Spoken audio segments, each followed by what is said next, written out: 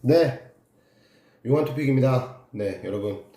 어, 제가 지금 한 3시간 정도를 준비를 해서, K리그 1라운드 마지막 경기 강원과 서울의 경기를 프리뷰를 영상을 다 만들어 놨는데, 이 순간 클릭의 이 실수로 인해서 영상이 다 날아가는 바람에, 음, 잠시 동안 좀 멘붕에서 헤어나오지 못했습니다. 지금도 좀 얼떨떨해서 그러나 이제 어떻게 해서든 그래도 이 영상을 보시는 분들도 계실 거고 단 한 분이라도 또 제 영상이 좀 도움이 되시거나 유익하시다는 분이 계신다면 그래도 이제 이번에 이 1라운드만큼은 제가 경기별로 이렇게 프리뷰를 올려드리는 거를 약속을 드렸기 때문에 그 약속을 그래도 좀 지키고자 다시 영상을 켰습니다. 솔직히 조금 이 에너지가 좀 많이 소비가 돼서, 조금 약간 좀 다운돼 보일 수도 있다는 점 양해를 좀 부탁드리고요. 음, 여하튼 좀, 네, 굵직굵직한 걸로 위주로만 좀 말씀을 좀 드리고, 더불어서 K2 리그가 오늘 3경기가 있는데, 그 경기들 중에서도 가장 좋아 보이는 경기 한 경기를 또, 굵직굵직하게 해서 여러분들한테 좀, 말씀을 좀 드리도록 하겠습니다. 네, 좀 힘이 많이 없으니까요. 네, 좀 양해 좀 부탁드리고, 그 다음에 좀 힘을 좀 주십시오. 네, 좋아요와 구독 부탁드리겠습니다. 네. 자, 이걸 어떻게 해야 되지? 자, 우선 강원FC 그냥 하겠습니다. 뭐 실수가 좀 있더라도 좀 양해를 좀 부탁드릴게요. 네. 음, 김병수 감독의 올 시즌 이 선수 영입들을 보면 확실히 작년 시즌에 물론 이 강원 FC의 이 역사상 가장 많은 가장 좋은 성적을 낸 건 사실입니다만 그래도 좀 빈약해 보이는 부분이 있었습니다. 바로 수비 부분이고 또 실점률이 상당히 중후반에 갈수록 좀 높았었던 부분들을 이번에 이제 이 많은 수비수들 그 다음에 좀 충분히 커버될 만한 수비수들을 영입을 함으로 인해서 기존의 병수볼에 한 단계 좀 더 업그레이드된 그런 올 시즌이 될 것 같습니다. 강원이 될 것 같고요. 아무래도 이 새로 영입된 선수들 중에서는 제일 그래도 눈이 가는 선수는 이 성남의 임채민을 데리고 왔다라는 게 가장 크겠죠. 그뿐만 아니라 안양FC에서 작년 시즌에 이 양발을 쓰면서 이 수비부터 이 중원 미드필드까지도 이 좀 활용이 가능한 이 최광훈 선수도 좀 들어왔고요. 그 다음에 이제 수원의 신세계 선수. 네, 갑자기 이름이 생각이 안 났네요. 지금 멘붕이 와서 죄송합니다. 수원의 신세계 선수도 이번에 영입을 했고요. 그리고 이제 광주에서 김명빈 선수까지도 영입을 했습니다. 이 상대적으로 빈약해 보일 법한 이런 이 수비 쪽으로 이번 시즌에는 확실히 좀 대체할 만한 선수들까지도 완벽하게 조금 이번에는 영입을 해놓은 상황이고요. 거기에 이제 고무열과 김승대 같은 또 실력 있는 이 공격수들까지도 영입을 했습니다. 어찌됐던 이 병수볼 같은 경우는 여러분들도 다 아시다시피 어차피 이 10명이 골키퍼를 제외한 10명의 선수가 서로 유기적으로 이 공을 따라서 움직이면서 짧은 패스를 통해서 이 공격 점유율을 계속해서 갖고 가면서 경기의 주도권을 가져가는 이런 병수볼의 특징을 잘 살릴 수 있고 잘 이행할 수 있는 선수들의 집합체를 이번 시즌 마련을 한 겁니다. 그렇기 때문에 아무래도 작년 시즌보다는 조금 더 이 선수들의 면면을 봤을 때 좀 더 단단한 플레이를 좀 보여줄 수도 있다. 좀 더 강력해질 수도 있다. 이렇게 좀 생각을 하거든요. 그래서 많은 전문가분들이 강원을 또 우승 후보로 꼽는 그런 이 스포츠 전문 분석위원들도 있고요. 자, 반면에 이제 서울 같은 경우는 작년 시즌에 있는 스쿼드에서 조금 더 물론 서울도 좀 업그레이드가 됐습니다만 선수 이동이 크게 많이 있지는 않습니다. 물론 이규로라던가 이웅희 선수 이런 선수들이 이제 뭐 각각 대전으로 이적을 했고 또 이명주 선수는 이제 중동리그로 이적을 했고요. 거기에 새로 들어온 선수는 전북에서 한승규, 전남에서 한찬희, 그 다음에 무엇보다 인천에서 김진현을 데려온 게 저는 상당히 좋은 영입이다라고 생각을 하고 아드리아노 선수를 이번에 영입을 한 거는 이것이 신의 악수가 될지 신의 한수가 될지는 잘 모르겠습니다. 왜냐면 2015-16 시즌에 분명히 최용수 감독과 좋은 어떤 이 기억이 있는 선수입니다. 그 시즌을 계기로 해서 중국 무대까지 갔다가 다시 K리그로 복귀를 한 케이스인데, 작년 시즌에 아킬레스건 파열로 인해서 한 시즌을 거의 통째로 날려먹었거든요. 아킬레스건 파열이라는 거는 이 스포츠 종목, 어떤 종목을 불문하고 선수한테는 굉장히 치명적인 부상입니다. 그만큼 운동 능력이 확 떨어지기 때문이죠. 냉정하게 얘기해서 선수의 가치도 많이 하락할 수밖에 없거든요.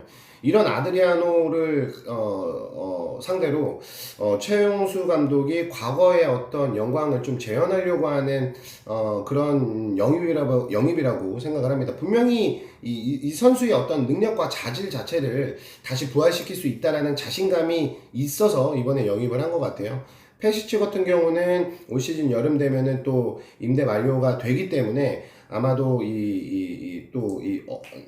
페시치는 더 이상 보이지 않을 것 같고, 아드리아노가 이 서울의 이 시스템에 좀 잘 적응만 한다면 분명히 서울은 작년 시즌보다도 더 한 단계, 어쩌면 서울까지도 이 우승 후보권에 있을 수도 있다고 생각을 합니다. 물론 앞서 말씀드렸던 대로 이용이라던가 이규로처럼 이렇게 좀 이 수비 자원에서 또 이 누수가 있는 것도 사실이긴 합니다만, 기존에 이 작년 시즌에 있었던 대다수의 멤버들이 워낙에 이 탄탄한 조직력을 또 선보였기 때문에 제가 봤을 때는 이번 경기만을 봤을 때 새로 영입된 선수들이 어느 정도 있는 강원과 기존의 주축 멤버들이 그대로 잔류해 있는 서울이 쉽게 승부가 나진 않을 것 같습니다. 물론 경기가 거듭되면 거듭될수록 아까 말씀드렸던 강원에서 부족한 어떤 나름 그래도 약해 보이는 부분을 잘 보완을 해서 이 선수들이 기존 선수들과 잘 융화가 되고, 또 이 김병수 감독이 원하는 그런 이 축구 색깔이 잘 녹아만 든다면 충분히 이 강원 같은 경우는 전북이나 울산 현대하고도 충분히 해볼 만한 그런 경기력이 나오지 않을까라고 생각은 합니다만, 이번은 첫 경기이기 때문에요. 상대적으로 짜임새만 놓고 보면은 강원보다는 서울이 조금 더 유리하지 않을까라는 조심스러운 생각인데, 작년 시즌 이 두 팀이 5번 부딪혀서 컵 경기 포함 강원 기준으로 오전 2승 2무 1패입니다. 그래서 상당히 호각세를 보였다라는 점, 그리고 네 번째, 그러니까 작년 8월 달에 서울 홈에서 강원과의 경기에서 0대0 무승부를 제외하고는 대부분 이 3골, 4골 이렇게 좀 다득점이 좀 많이 나왔었다라는 부분, 분명히 좀 호각세가 있을 것으로 생각이 됩니다. 그래서 제가 볼 때는 이번에 첫 경기, 이 두 팀의 첫 경기는 제가 볼 때는 무승부가 좀 가장 잘 보이지 않나 이렇게 좀 생각을 합니다. 어느 팀의 창과 방패가 더 좀 날카롭고 두꺼울지는 좀 부딪혀 봐야 알 것이고, 그리고 작년을 생각한다면 제가 봤을 때는 쉽게 승부가 나기에는 좀 어려울 것이다 이렇게 좀 예상을 하겠습니다. 그래서 저는 이 경기 무승부 한번 예상을 해보도록 하고요. 아까 말씀드린 대로 이제 K2 리그에서 좀 한 경기 정도 좀 추천해 볼 만한 경기는 바로 경남과 전남입니다. 경남이 많은 분들이 또 생각을 하시겠지만 올 시즌에 대전과 그 다음에 제주와 더불어서 강력하게 다음 시즌 K리그 1으로 다시 한번 승격을 하기에 좀 하기에는 가장 좀 뭔가 좀 우세한 뭐 이런 여러 가지 이 자원들이 좀 많이 영입이 됐습니다.